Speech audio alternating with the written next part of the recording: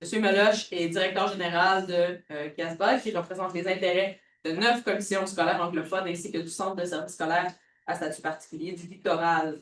Fort de plus de 30 ans d'expérience en éducation, M. Meloche a occupé plusieurs postes, notamment ceux d'enseignant, de directeur d'école, de directeur régional à la commission scolaire Lester B. Pearson. Et parallèlement à ses fonctions en éducation, il est également le cofondateur de la clinique pédiatrique Cœur et Main, pas main, pied, bouche, hein? Initiative novatrice implantée depuis 2019 dans les écoles de Verdun et de la Chine, en collaboration avec le département de pédiatrie de l'Université McGill. Ces cliniques ont permis d'offrir des services essentiels à plus de 400 enfants, à leurs familles, ainsi qu'à des centres de la petite enfance du quartier. Merci beaucoup. Donc, bonjour à tous et quel plaisir.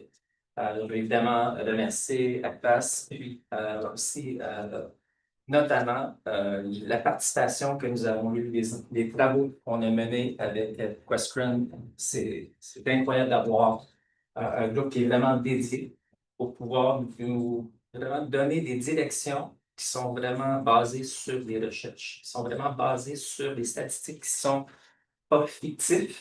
On en a souvent des statistiques fictives et ça donne certaines orientations. Et puis, donc, un peu plus pour l'ACSAC. Donc, l'ACSAC est impliqué à plusieurs niveaux à l'intérieur des commissions scolaires. Donc, pour les commissions scolaires, oui, nous jouons un rôle pour assurer les droits des anglophones et servir de la voix du secteur public anglophone. Mais il y a aussi des rôles, peut-être que vous ne savez pas, qu'on participe aussi à toutes les négociations également. Donc, c'est un enjeu très important. Puis, Raphaël a mentionné auparavant la liste de numéros qui existent. Bien, le nouveau projet de loi 100 porte spécifiquement sur les négociations. Et encore, il va y avoir des contraventions. Donc, je voulais... ça, c'est pas le spoiler. Donc, parmi les 100 000 élèves que nous représentons, les 300 écoles, il y a souvent aussi une méconception que la communauté anglophone, que le nombre de jeunes qui sont dans notre système est en décroissance. Et ce n'est pas véridique. Nous avons une grande décroissance il y a 10 ans, mais seulement 3 des 9 commissions scolaires continuent ce cheminement d'abaissement, tandis que 6 des 9 sont en croissance. Donc, c'est important de le noter. Ça ne veut pas dire qu'on arrête nos efforts. Ça dit tout simplement qu'on doit s'assurer d'avoir des bonnes informations pour qu'on dise, ben, OK, c'est correct, sont encore plus militaires, on va avoir moins de voix encore plus. Alors, la voix est en croissance. Je voulais aussi, évidemment, porter l'attention aujourd'hui avec des projets de loi qui sont là. Maintenant, vous allez voir ma présentation. Je le dis très honnêtement. C'est basé sur les 3 premiers présentateurs.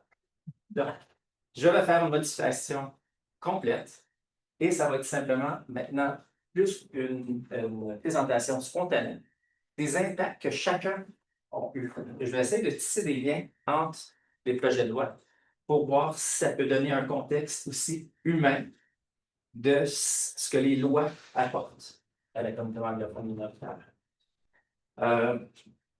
Donc, c'est très difficile parce que chaque fois qu'on a une contravention de l'article 23, ça va vraiment au cœur, ça fragilise la mission telle de l'éducation entière. Puis ça, pas seulement du secteur anglophone, le secteur francophone également.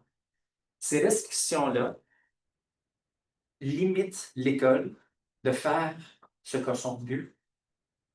On dit toujours instruire, socialiser et qualifier. Je dis, très important, je place socialiser avant tout. Donc, quand on parle de socialisation, on ne peut pas avoir des restrictions. Et quand j'ai dit à la commission parlementaire, tout récemment avec le PL 94, ce n'est pas le rôle de l'école de porter des restrictions aux jeunes. C'est notre rôle d'ouvrir l'esprit des jeunes pour qu'eux ils puissent faire leurs propres décisions informées en se servant de leur pensée critique.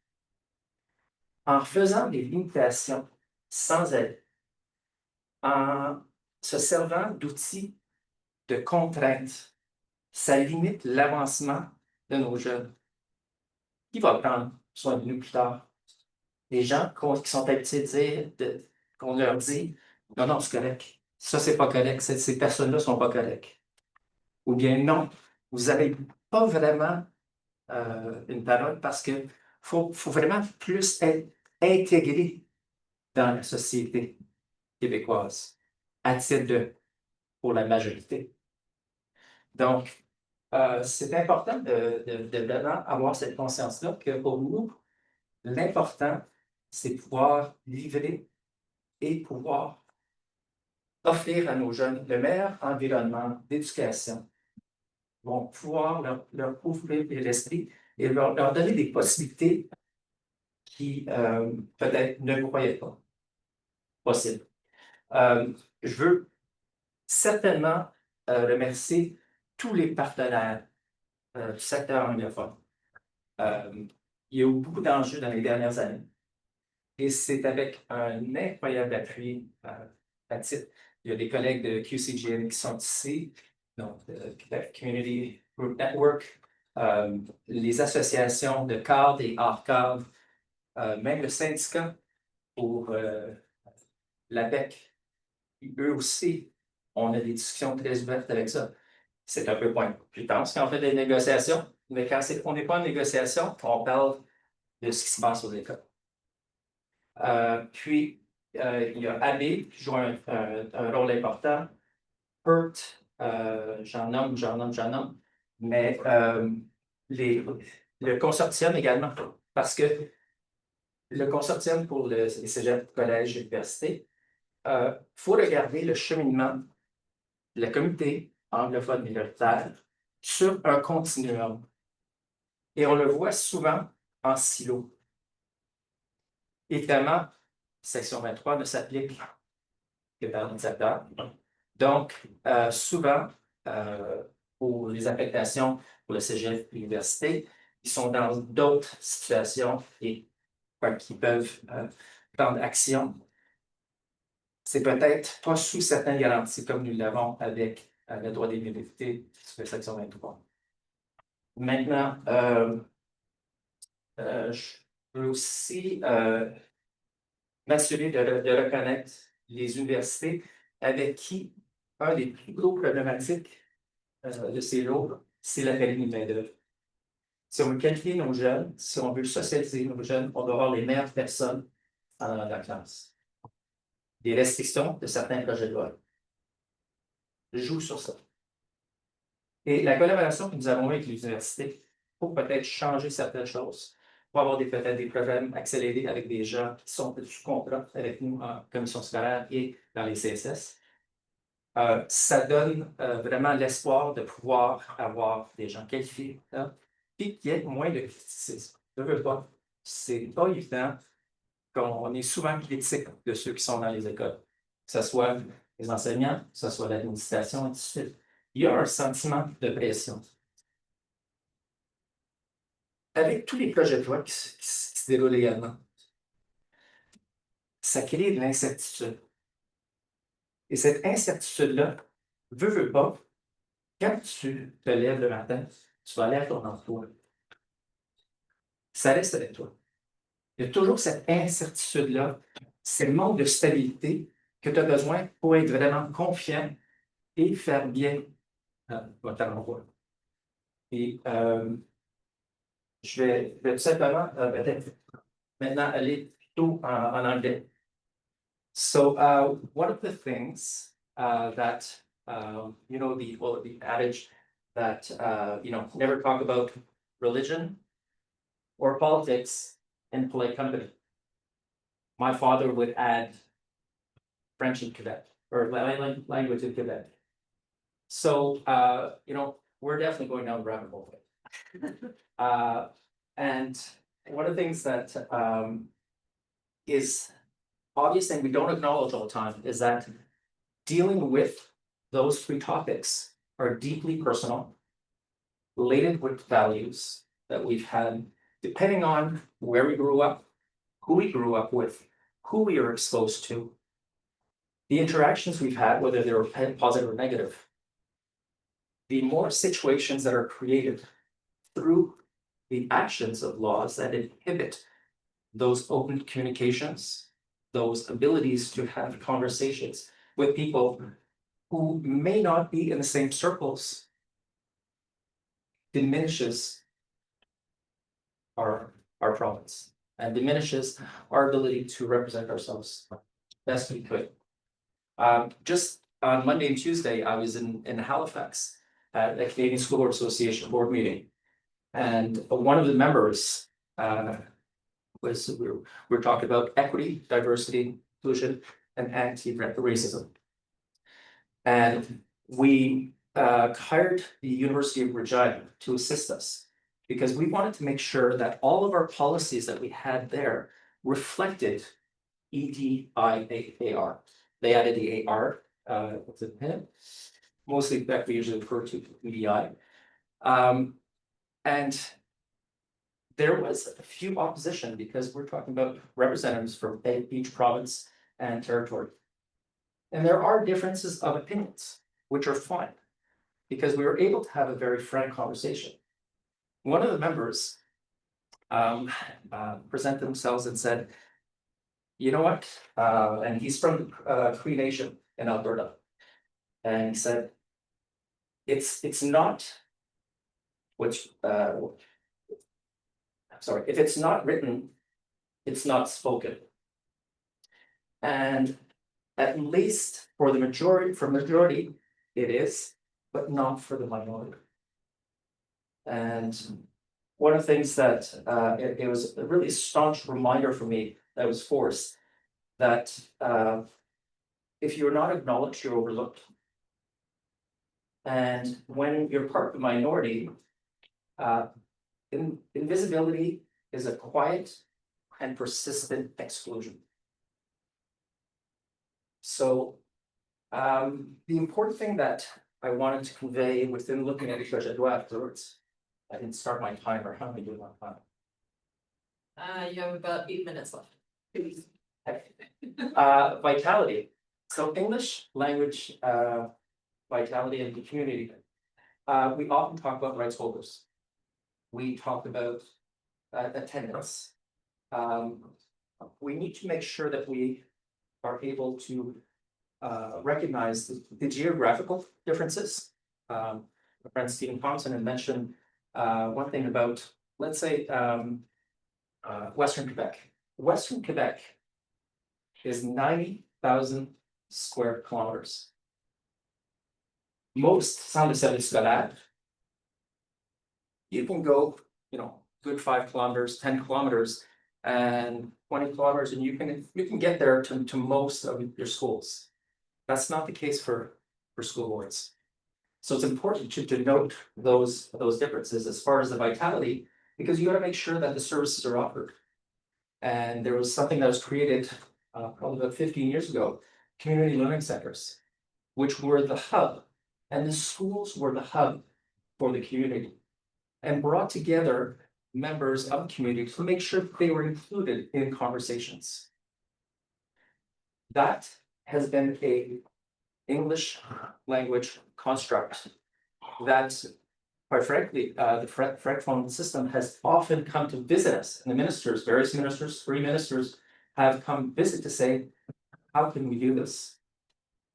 Well, you have to have an openness that you want your community, irrespective of what they wear, in your school. And that's why I mentioned, it's the reference of 21. Is this right here? Oh, thank you.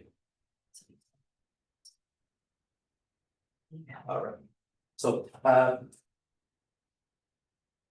I'll just maybe try to continue to humanize this. I vividly remember in in what's one? Yeah. Yeah, thank you. Next one, please. So if you ever remember in 2019, when it was deposited and then it was approved in June, just the sentiment was like, oh my God, this is actually happening. And there were protests within schools. One was at Pierrefonds Comprehensive High School. And there was an incredible teacher. Her name is Rowan. And Rowan had a student teacher who, like Rowan, wore a hijab. Rowan's student teacher was in her third year. Knowing that this going into effect would mean that she could no longer do what she has been studying for the last 3 years. And I have to tell you, Rowan is one of the best teachers I know. And quite frankly, when I was Leslie Pearson, I would snap like this if she says, I want to be a principal, I would have her be the principal.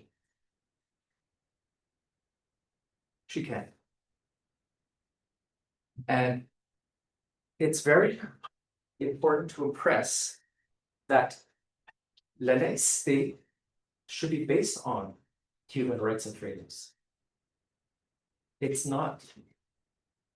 And that foundational structure is I also want to share in grade 10. My son was attending junior high school, and this student teacher was Muslim faith and wore hijab. You know that at the end of her stage, many teachers, I'll be honest, when towards the end of your stage, you're like, okay, it's great, I got to go back to university now. She took the time for her 4 classes of approximately 28 to 30 students each to write them individual letters saying their strengths, what potential she sees them, but what they should think to overcome because it's letting themselves. That's the teacher I wanted from the class. And I was so happy that my son had that opportunity. Kuldeep Singh was a phys ed teacher when I was principal of Thornley Elementary. Kuldeep Singh, wearing turban, represented us as Canada in 2 Olympics. But had he come in later, there'd be a halt. All examples of concrete things where there are President 96. In the 60s, at the time, say the English word with Protestants, developed immersion programs. There's never been a reticence to learn French. There's not a reticence to improve French. In fact, we had an incredible number of adult ed classes opened up in September in each of our English school boards to help with, it's called la francisation, I don't like the term, but la francisation. And only to find out that of the 8 of the 9 that offered it, 2 would be financed. They lost hundreds of thousands of dollars for doing the right thing. They kept it going and are keeping going till the end of the year. Because you have to stand up for your values and what's there and who you're supporting. Next year, again, we're told that Francisco may not have all of that. The use of non-withstand clause is, which was talked about, will be pivotal in the decision when we talked about 21 being heard. It is going to be pivotal on a pan-country things. The number of interveners that are talking about coming in or have submitted to come in are incredible because the use or overuse and senseless use and unfounded use of non-withstanding clause prevents from that going on. I got 1 minute and I have 1 bill left. Now